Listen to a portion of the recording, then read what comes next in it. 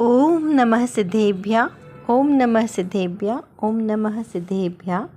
नमो जनाणम। सभी को सादर श्रद्धात्मक वंदन। आज चैत्र शुक्ल तृतीया और चतुर्थी दोनों आज एक साथ तिथियां आई है। ऐसा यह शुभ मंगल दिवस है और आज ही 1008 श्री कुंथनाथ भगवान जी का ज्ञान कल्याणक तिथि का भी दिवस है। आज के इस पावन प्रसंग पर जो हमें संदेश प्राप्त हुआ है वह एक मांगलिक काव्य है जो अष्टपाहुड़ जी ग्रंथ के आधार से लिया गया है, जो मोक्ष पाहुड़ का मंगलाचरण के रूप में लिया हुआ ग्रंथ दोहा है। इसमें सिद्ध भगवान के अष्ट कर्म का नाश करके जो अष्ट गुण प्रकट किए उसके स्वरूप को बताता हुआ यह मांगलिक काव्य है। तो चलिए पढ़ते हैं मांगलिक काव्य।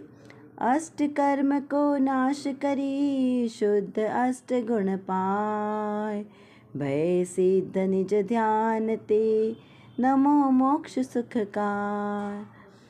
क्या कहा यहाँ पर अष्ट कर्म को नाश करी यानी अष्ट यानी 8 कर्म, जो 8 प्रकार के द्रव्य कर्म हैं। कौन कौन से? ज्ञानावर्णी, दर्शनावर्णी, मोहनीय, अंतराय, आयु, नाम, गोत्र और वेदनीय। तो इस प्रकार के 8 जो कर्म है, द्रव्य कर्म, इनका नाश करके यानी पूर्णतः अभाव करके शुद्ध अष्ट गुण पाए। शुद्ध अष्ट गुण प्रकट हुए। 8 कर्मों का नाश हुए तो उसके फल में 8 गुण प्रकट हुए। तो ऐसे जिन्होंने 8 कर्मों का नाश कर दिया और 8 गुण जिनके प्रकट हो गए हैं, ऐसे सिद्ध भगवान की यहाँ पर चर्चा चल रही है। फिर लिखा भय सिद्ध निज ध्यायते। ऐसे जो सिद्ध भगवान हुए हैं, निज अपने शुद्धात्मा के ध्यान से उन्हें मैं मन वचन काय से ध्यान करते हुए नमो मोक्ष सुखदाय। ऐसे सिद्ध भगवान को मैं नमो यानी नमस्कार करता हूँ। मोक्ष सुखदाय, ऐसे मोक्ष सुख को प्राप्त करने हेतु मैं ऐसे सिद्ध भगवान को नमस्कार करता हूँ। इस प्रकार यहाँ पे सिद्ध भगवान को मंगलाचरण के रूप में नमस्कार किया गया है। अब यहाँ पर हम इसको समझें कि जो 8 कर्म हैं, इन 8 कर्मों का नाश एक साथ हो जाता है या कुछ क्रम से होता है। इसमें भी कोई ऐसा नियम है कि पहले कौन सा कर्म जाएगा फिर कौन सा कर्म जाएगा? तो इस प्रकार जो 8 प्रकार के द्रव्य कर्म है, इसके 2 पार्ट किए हैं। एक तो घातिया कर्म और दूसरा अघातिया कर्म। तो 4 प्रकार के घातिया कर्म है और 4 प्रकार के अघाती कर्म है।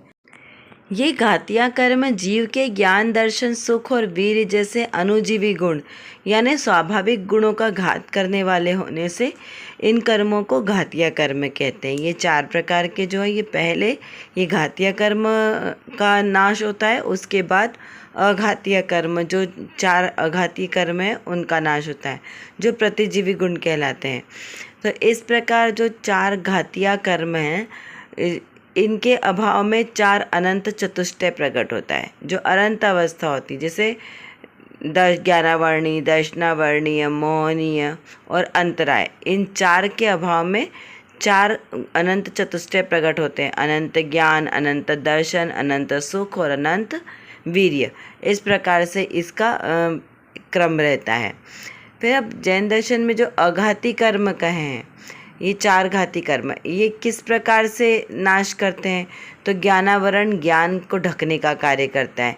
ज्ञानावरण ज्ञान पर आवरण लाता है। दर्शनावरण दर्शन यानी दृष्टि को ढकने वाला कर्म होता है। मोहनीय कर्म भ्रम पैदा करता है क्योंकि जीव को अपना स्वभाव नहीं देखने देता। और अंतराय कर्म बाधा उत्पन्न करता है। इसी प्रकार जो अघाती कर्म में वेदनीय कर्म, यह जीव के सुख और दुख की संवेदनाओं के लिए जिम्मेदार है। वेदनीय, साता और असाता, ऐसे 2 प्रकार का वेदनीय कर्म है, सुख और दुख देने वाला। आयु कर्म, यह जीव की आयु का यानी जीवन काल को निर्धारित करता है कि कौन सी गति में जीव जाएगा और कितने समय रहेगा, इस प्रकार। और नाम कर्म, ये जीव के मतलब शरीर की संपूर्ण संरचना, उसके स्वभाव को निर्धारित करता है। जैसे शरीर की संरचना कैसे है, उसके नाक, कान, मुंह, कैसी भाषा होगी, सुस्वर, दुस्वर, इस प्रकार के किस प्रकार का बंधन होगा उसका शरीर में, इस प्रकार के सभी मतलब शरीर संबंधी पूरी रचना का नाम कर्म के आधार से होता है। गोत्र कर्म ये जीव को आध्यात्मिक क्षमता और स्थिति का निर्धारण करता है, यानी सामर्थ्य पैदा करता है कि कितना वो जीव में सामर्थ्य होगी धर्म को ग्रहण करने की। इस प्रकार से जो आठों कर्म है ये आठों ही कर्म का अपना अपना कार्य है। जैसे बहुत सारे उदाहरणों के, इसको अगर डिटेल में समझे ना तो बहुत अच्छा विषय है। श्री तत्वार्थ सूत्र जी ग्रंथ में इसका बहुत ही विस्तार से वर्णन किया है। इन आठों कर्म की 148 कर्म प्रकृतियों का वर्णन है विस्तार से। कौन से कर्म का कार्य कौन सा है ये भी बहुत ही अच्छे से वर्णन किया गया, एक एक उदाहरण के साथ समझाया गया है कि किस प्रकार से इन कर्मों को समझा जा सकता है। अभी हम यहाँ पर शॉर्ट में ही समझ रहे हैं, फिर तत्वार सूत्र की जब कक्षा चलेगी उसमें हम इसको डिटेल में समझेंगे। ज्ञानावर्णी कर्म के अभाव में आत्मा को सभी पदार्थों का ज्ञान हो जाता है, जिससे अनंत ज्ञान प्रकट होता है। दर्शनावर्णी कर्म के अभाव में आत्मा को सभी पदार्थों का यथार्थ दर्शन होता है, जिसे अनंत दर्शन कहते हैं। मोहनी कर्म के अभाव में जीव को आत्मा को सुख दुख का अनुभव होता है और जिसे अनंत सुख की प्राप्ति होती है। अंतराय कर्म के अभाव में आत्मा को अनंत सामर्थ्य की प्राप्ति होती है, जिसे अनंत वीर्य कहते हैं। सूक्ष्मत्व गुण नाम कर्म के अभाव में प्रकट होता है। गोत्र कर्म के अभाव में आत्मा को अगुर लघुत्व गुण प्राप्त होता है। गोत्र में उच्च गोत्र और नीच गोत्र यानी कोई भी छोटा या बड़ा नहीं है। अवगाहनत्व आयु कर्म के अभाव में प्राप्त होता है।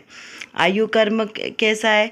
4 प्रकार की गतियों में बांधने रूप है, इसलिए अवगाहनत्व पर आकार प्रकार के रूप में यहाँ पर अवगाहनत्व गुण प्रकट होता है। वेदनीय कर्म साता वेदनी असाता वेदनी के अभाव में अव्याबाधत्व गुण प्रकट होता है, क्योंकि किसी भी प्रकार की अब बाधा नहीं है। इस प्रकार से 8 कर्मों के अभाव में 8 गुण प्रकट होते हैं।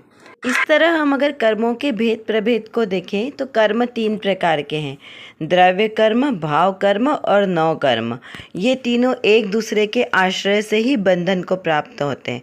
द्रव्य कर्म यानी जो 8 ज्ञानावर्णादिक कर्म हैं इन्हें द्रव्य कर्म कहते हैं। भाव कर्म में आएंगे मोह राग द्वेष, और नौ कर्म में आएंगे शरीरादिक संबंधिक जो रचना है वो नौ कर्म की श्रेणी में आती है। तो ये जो 8 द्रव्य कर्म है इसके 2 भेद हुए। 2 भेद भी कहे जाएंगे, घातिया और अघातिया। फिर घाती कर्म के 4 भेद, अघाती कर्म के 4 भेद। अब इन सब के उत्तर भेद देखें तो ज्ञानावर्णी के 5 भेद, दर्शनावर्णी के 9, अंतराय के 5 और मोहनी के 28 इन्हें 28। उसमें भी 2 भेद होंगे, चारित्र मोहनी और दर्शन मोहनी। दर्शन मोहनी के 3 भेद हैं और चारित्र मोहनी के 25 भेद हैं, यानी 25। अब गोत्र कर्म के 2 भेद है, उच्च गोत्र और नीच गोत्र। वेदनी कर्म के 2, साता वेदनी असाता वेदनी। आयु के 4 है, मनुष्य, नरक, तिर्यंच और देवगति। इस प्रकार से 4 आयु के। और नाम कर्म के सबसे अधिक है, 93 यानी 93 प्रकृतियाँ हैं। तो इस प्रकार टोटल ये सारे सब कुछ मिला के 148 कर्म प्रकृतियाँ होती है। इनके ही आश्रय से जीव संसार में परिभ्रमण करता है, क्योंकि ये सब एक दूसरे के आश्रय से बंधती है। जब ये कर्म प्रकृतियों का बंधना रुक जाता है तब जीव को मोक्ष की दशा प्रकट होती है। अब ये जब चार अभाव हो जाते 4 कर्मों का, तो उस समय जीव को अनंत ज्ञान, अनंत दर्शन, अनंत सुख और अनंत वीर्य, इस प्रकार से 4 अनंत चतुष्टय प्रकट होते हैं। और इन 4 अनंत चतुष्टय के प्रकट होना यानी कि वीतराग दशा की पूर्णता की प्राप्ति होना। अभी जीव मोक्ष में नहीं गया है अभी संसार में, लेकिन भाव से जीव मोक्ष में चला गया, इसलिए उन्हें भाव मोक्ष भी कहते हैं। जीव संसारी है अनंत अवस्था में, लेकिन फिर भी उन्हें मुक्त जीव कहा जा सकता है। उसके बाद है जीवन मुक्त। जीवन मुक्त कब होंगे? जब वो सिद्ध अवस्था को प्राप्त करेंगे तब वो जीव जीवन मुक्त हो जाएंगे। संसार मुक्त कहो या जीवन मुक्त कहो, एक ही बात है। इस प्रकार यहाँ पर कर्मों की हमने सामान्य रूप से व्यवस्था को समझा।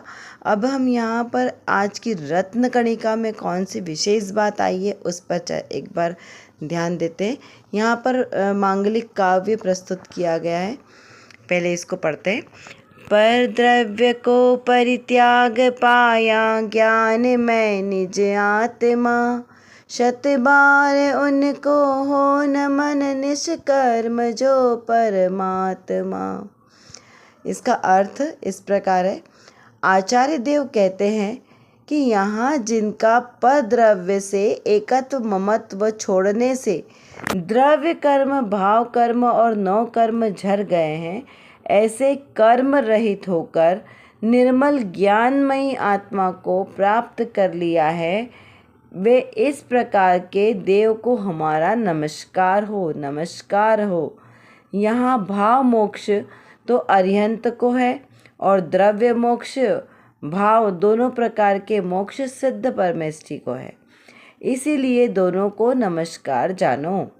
यहाँ यह जो गाथा है ये अष्टपाहुड़ जी ग्रंथ के मोक्ष पाहुड़ अधिकार से ली गई है।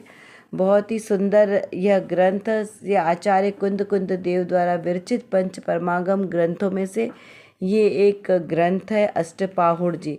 इसे अष्टपाहुड़ यानी अष्ट संग्रह ग्रंथ भी कहा गया है, क्योंकि इसमें अष्ट जैसे नाम में ही ना अष्टपाहुड़ यानी 8 चीज़ों का मिश्रण, अष्ट संख्यावाचक है, तो इसमें 8 ग्रंथों का समावेश है। एक साथ 8 ग्रंथ लिखे हैं, 6 ग्रंथ भी लिखे हैं, इसे सटपाहुड़ भी कहा जा सकता है, दो बाद में मिक्स किए गए। इस प्रकार से इसकी रचना यहाँ पर की गई है। इस ग्रंथ में यहाँ पर क्या कहना चाहते हैं आचार्य कुंद कुंद देव कि यहाँ पर कहा कि पर द्रव्य को परित्याग पाया। पर द्रव्य यानी कौन लेना? मेरे आत्मा के अलावा जो भी सब है वो सब पर द्रव्य है। तो पर द्रव्य से क्या किया? एकत्व ममत्व, ये अनादिकाल से किया, इसलिए हमारी संसार अवस्था बनी रही। अभी यहाँ पर उस जीव ने क्या किया? पुरुषार्थ पूर्वक ये एकत्व ममत्व का जो राग है ये तोड़ दिया। किससे? पर द्रव्यों से। सबसे पहले तो इस शरीर से ही तोड़ दिया। तो जब शरीर से ही संबंध कट गया तो बाकी सब चीज़ों से भी अपने आप मोह राग द्वेष के परिणाम छूट जाते हैं। तो यहाँ पर इस शरीर के प्रति एकत्व, इस शरीर के प्रति ममत्व, इससे संबंधित रिश्तों से एकत्व ममत्व, ये सारी मिथ्या बुद्धियों का परित्याग होते ही सहज ही अपने आत्मिक सुख की प्राप्ति होती है। या यूँ कहें कि जब अपनी आत्मदृष्टि होती है तो सहज ही पर द्रव्यों से एकत्व ममत्व की भावना छूट जाती है। तो दृष्टि कहाँ की? स्वद्रव्य पे टिकाए। स्वद्रव्य पे दृष्टि रखने से पर द्रव्यों का अवलंबन अपने आप ही छूट जाता है। तो यहाँ पर कहा कि पर द्रव्यों से एकत्व ममत्व छोड़ने से द्रव्य कर्म, कौन से द्रव्य कर्म? अभी अपन ने समझे द्रव्य कर्म 3 प्रकार के, भाव कर्म और 9 कर्म, ये सब छूट जाते हैं। क्योंकि ये देखिए एक दूसरे के साथ बनते, 9 कर्म रहेंगे तो 9 कर्म के आश्रय से शरीर आदि की संरचना मिलेगी। शरीर आदि मिलेगा तो उससे एकत्व ममत्व होगा, तो उससे जीव भाव करेगा, भाव कर्म करेगा, और अब भाव कर्म करेगा तो उससे वो जो मोह राग द्वेष के परिणाम होंगे तो उससे वो द्रव्य कर्म रूप बंधेंगे। क्योंकि ज्ञानावरणादिक जो द्रव्य कर्म है भाव कर्म के आश्रय से द्रव्य कर्म बनते हैं और द्रव्य कर्म के आश्रय से भाव कर्म बनते हैं, और इन दोनों के आश्रय से क्या होता है?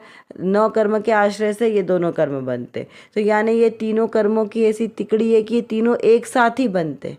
जहाँ पे भी रहेंगे ये तीनों एक साथ रहेंगे, जाएंगे तो ये तीनों एक साथ जाएंगे।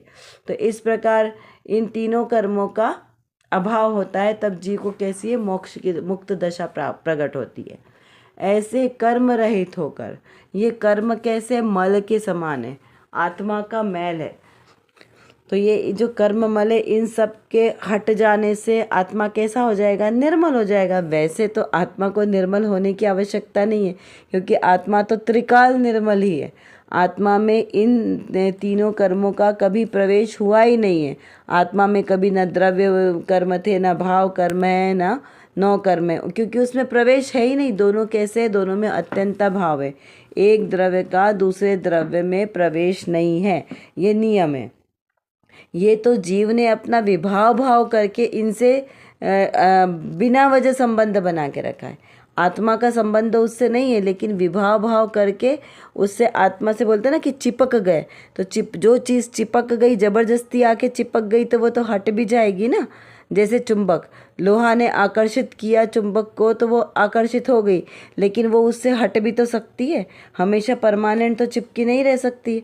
ऐसे ही मेरे आत्मा से ये द्रव्य कर्म, भाव कर्म, नौ कर्म आकर्षित होकर चिपक गए, लेकिन जब आत्मा अपने स्वभाव का आश्रय ले तो ये सारे चीज़ अपने आप निर्जरित हो जाएंगे। तो ऐसे निर्जरित होने पर निर्मल जो ज्ञान स्वभावी आत्मा है वो प्राप्त होता है। इस प्रकार के देव को हमारा नमस्कार हो। किस प्रकार के देव को? जिन्होंने द्रव्य कर्म, भाव कर्म, नौ कर्म का मल त्याग दिया है, मल को छोड़ दिया है, मल से विरक्त हो गए हैं। ऐसे अनंत भगवान को हमारा नमस्कार हो। यहाँ भाव मोक्ष तो अनंत भगवान को है ही। और द्रव्य मोक्ष कैसे हुआ? द्रव्य मोक्ष मतलब जीव द्रव्य का भी संसार से पार हो जाना, संसार से मुक्त हो जाना। उसे बोले द्रव्य मोक्ष, बोले दृष्टि मुक्त बोले, तो वो दशा किसे कहलाएगी? सिद्ध दशा। क्योंकि अनंत दशा में 4 घाती कर्म का अभाव हुआ, लेकिन अभी भी उनका संसार में है, क्योंकि उनका आयु कर्म शेष है ना। बाकी के 4 कर्म कौन कौन से? नाम कर्म, गोत्र, नाम कर्म, गोत्र, वेदनीय और आयु, ये 4 कर्म अभी उनके बचे हैं, इसलिए अभी कैसे हैं? वो संसार में हैं। लेकिन जैसे ही 4 घाती कर्मों का अभाव होता है, तब प्रतिपक्षी जो 4 अघाती कर्म हैं वो कुछ ही समय बाद धीरे धीरे वो भी उनका भी अभाव हो जाता है। लेकिन ये जो 4 घाती कर्म है ये अपने स्वभाव का घात करने वाले हैं ना, इसलिए इनका अभाव करने में मेहनत ज़्यादा लगती है।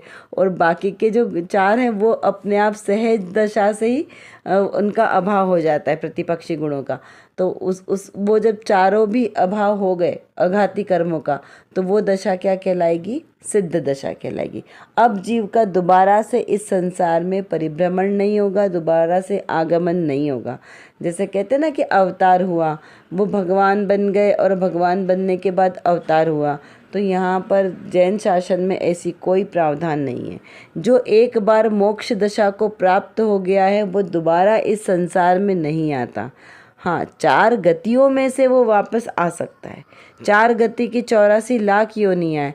देव गति में भी बहुत सारे अलग अलग देव हैं, तो वो देव कहलाते हैं। वो देव गति के जीव देव कहलाएंगे, मनुष्य गति के जीव मनुष्य कहलाएंगे, तिर्यंच गति के जीव जो एनिमल्स कहते हैं हम, जानवर, वो कहलाएंगे, नरक गति के जीव नारकी कहलाते हैं।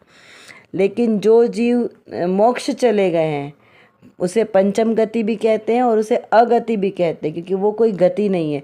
तो वहाँ से जीव कभी लौटकर वापस नहीं आता है, और सच्चे देव तो वही है, अरहंत सिद्ध देव वहीं पर विराजमान होते हैं। कि जो अभी वर्तमान में अरहंत हैं वो निकट समय में सिद्ध अवस्था को प्राप्त होंगे ही होंगे, ऐसा नियम ही है। अनंत अवस्था में कोई बहुत समय तक नहीं रह सकते, आयु कर्म का नाश होगा और वो सिद्धालय में विराजमान हो जाएंगे। अभी जिनको हम अनंत अवस्था में पूजते हैं, जैसे महावीर भगवान प्रतिमा जी रूप में हम अनंत अवस्था में पूजते हैं, लेकिन वो ऑलरेडी सिद्ध हो चुके हैं। इस प्रकार यहाँ पर समझना। चलिए अब कुछ प्रश्नों के माध्यम से हम थोड़ा सा इसको और चिंतन करते हैं।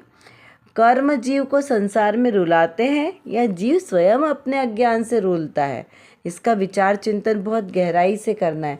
हम बार बार कर्मों को दोष देते हैं, जब खुद से कुछ नहीं बनता तो कर्मों पे दोष डाल देते हैं, तो ये हमारा अज्ञान है। कर्म क्या करें, कर्म बेचारे कौन, भूल मेरी अधिकाई। हमें इसका चिंतन करना है और दृष्टि अपने स्वभाव पर रखना है। कर्मों के कितने भेद प्रभेद हैं, इसको विचार करना है, और हम इन कर्मों से कैसे विरक्त हो जाए। द्रव्य स्वभाव से मेरे आत्मा में कर्म है ही नहीं, तो हमें ऐसा नहीं सोचना कि अरे इतनी सारी कर्म प्रकृति, हम किस किस का अभाव करेंगे।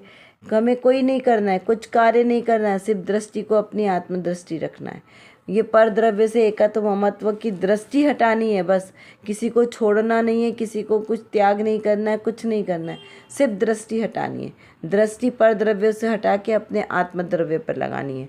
अभी तक जो पर द्रव्यों से हमें एकत्व ममत्व बुद्धि थी, उनसे आसक्ति थी, उनसे प्रेम था, अब उन सबको दृष्टि को वहाँ से हटाकर अपने आत्म स्वभाव से, अपने आत्मिक गुणों से प्रीति रखनी है, उसमें एकत्व ममत्व करना है।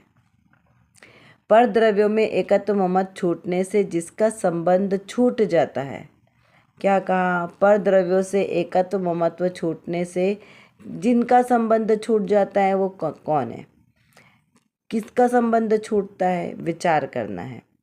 अनंत भगवान के भाव मोक्ष किस अपेक्षा से कहे हैं, क्योंकि भाव मोक्ष, जीवन मोक्ष, संसार मोक्ष बहुत सारे हैं ना, तो हमें किस प्रकार, किस अपेक्षा से ये सारे कथन कहे गए हैं, इस पर विचार करना है। द्रव्य मोक्ष, भाव मोक्ष, जीवन मुक्त, संसार मुक्त, ये सब दशाएं कब प्रकट होती है और कौन कौन से जीवों को प्रकट होती है, इसका विचार चिंतन हमें मनन करना है। कर विचार तो पाम, हम जितना विचार करेंगे उतना ही हमारा विषय क्लियर होगा, क्योंकि हमारे पास समय की कमी है और जानना बहुत ज़्यादा है। और किसको जानना है, अपने ही ज्ञायक स्वभाव को जानना है। तो जब तक हम अपने इस ज्ञायक स्वभाव को नहीं जानेंगे तब तक हमारा कोई भी कार्य सिद्ध नहीं हो सकता। तो एकमात्र जो मेरे अंदर, मतलब मेरे आत्म स्वभाव में जो ज्ञान नाम का विशेष गुण है, इस गुण को एकमात्र अपने ज्ञायक स्वभाव को जानने में लगाएं तो निर्विकल्प दशा की प्राप्ति होगी। और इस निर्विकल्प दशा के ही आश्रय से हमें शाश्वत सुख की प्राप्ति होगी। तो वो शाश्वत सुख हमें प्राप्त हो, इसीलिए पुरुषार्थ करना आवश्यक है। उसके लिए व्यवहार से तो सच्चे वीतरागी देवशास्त्र गुरु का आश्रय लेना योग्य है, और निश्चय नय से मेरी निज शुद्धात्मा का आश्रय लेना ही सर्वश्रेष्ठ उपाय है। अभी के लिए बस इतना ही। विशेष चर्चा हम आगे की कक्षाओं में करेंगे। तब तक हम अपने आत्मस्वरूप को जानें, पहचानें और उसी में लीन रहें। इसी विशेष मंगल भावना के साथ आप सभी को सादर जय जिनेंद्र।